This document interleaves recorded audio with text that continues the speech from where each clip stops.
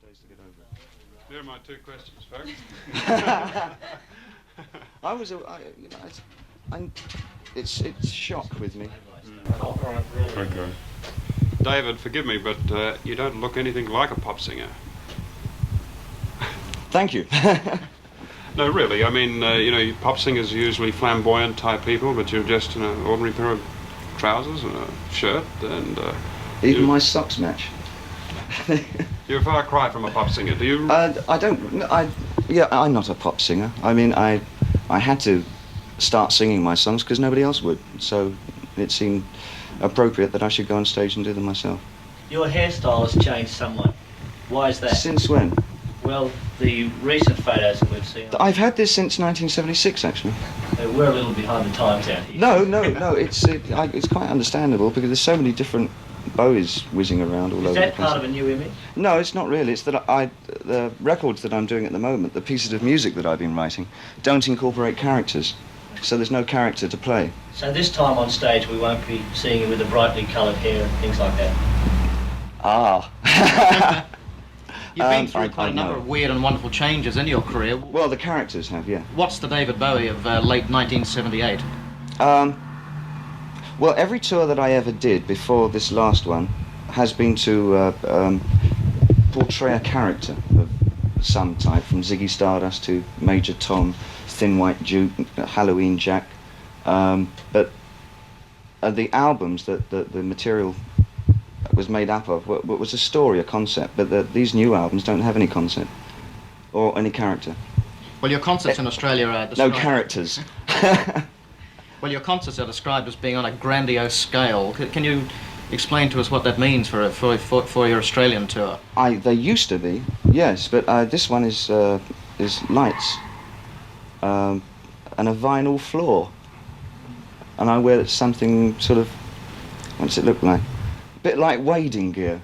Have you got any surprises for us, David, in your concerts? No, not at all. It's very, very straightforward. We hear a lot about punk rock out here these days. Yeah. Can we have your thoughts on that? I think it's better just to call it a new wave, really. I think by defining it as punk, you're automatically putting a boundary around what's possible. And I think, unfortunately, some of the bands have restricted their writing abilities or their writing possibilities by putting themselves into a punk category. And I think a lot of them are excellent and should feel freer to write on a larger scale than... Well, is it getting bigger? Yes.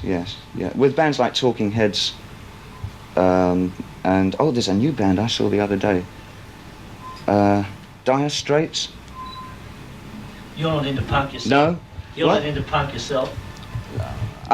Music doesn't play a very important part of my life, actually, no, not at all. Philosophy must, though, David. You've done a lot. Half-baked philosophy. What was your foray? I mean, I'm eclectic. I steal bits from all over the place and sort of mash it up and see what the end result. I mean, it's fragmentation. I live a fragmented life. You say music isn't part of your life, but Yeah. how would you describe your music? The music is a means for portraying my ideas, strictly that. I mean, it's like, I think of music as paint for me. It's not, I don't go and listen to music, and I have an enormous record collection or anything. It's not enjoyable, but painting was never an enjoyment to me either. Promoters have been trying to get you to come to Australia for some years now. Yeah. Why have you suddenly decided to come now on this tour? Well, the flying is a big aspect of it. I mean, now that I do fly, it's quite reasonable for me to think of coming this far. You hate flying. I absolutely loathe it with a vengeance. You get to Djibouti or somewhere and you get off the plane, there's all these glaring spotlights and marksmen standing there, and this is, sort of this big metal contraption sort of races along a bit of gravel and as though it's going to jump and hope it gets to the other side. Sort of that. Well, have you overcome your fear of flying now? No, not really. How do you stand it then on a long trip out to Australia? I go to sleep. That's one. Fortunately, I don't get airsick or anything. I go to sleep. David, I prefer the train through Siberia, actually. It's more fun. you've had some films underway. What have you got planned in the film line now? I'm going to sit back and think about it all, really. I've come to a crossroads. I'm not quite sure what I want to do next. What's the most enjoyable part of your career? Filmmaking? Although you hate flying. But actually arriving in a different environment and a different society. Do you ever get a Being chance? totally lost, and without any knowledge of the people or the way they live is the most exciting thing in the world, I think. And then finding out that nothing can be more exciting than that. Do you ever get a chance to see the countries that you visit in depth? Oh, very much so, yeah. Have you got any plans to do that in Australia? Yes. Where will you be going? Well, I'll do it first and then I'll just tell you. But it's otherwise it's sort of hard. I like to travel very anonymously. Do you plan to go out into the outback? Yes. Ayers Rock is my big thrill. I want to do a painting of it. It won't be very good, but it'll be a painting. It'll be a record. I'm not a good photographer, so I paint things instead.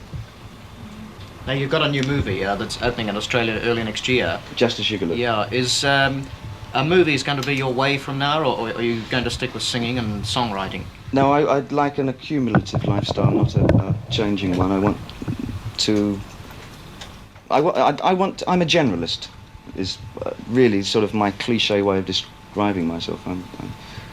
That gives me lots of outs, you see. I can do anything I want, generalist. You seem to be Generalist. You seem to be one of the few singers still going that evokes a great Still response. going? No, I haven't finished yet. Who evokes a great response from his audience in the in the style of the Beatles. Ooh, lummy. Do you deliberately set out to do that? I'm going to be a Beatle, Mum. No. I mean, I've got an incredibly loyal audience. I give them a very rough time because I do change about a lot. And I get bored terribly quickly with one style of music and I move on to another way of putting over ideas. But they're awfully enthusiastic, yes. That's gratifying. And there's not much more I can say, really. I mean, I've been prepared to lose them on so many different occasions. I would be king, and you would be my queen. Though nothing would keep us together, we could be there forever, ever.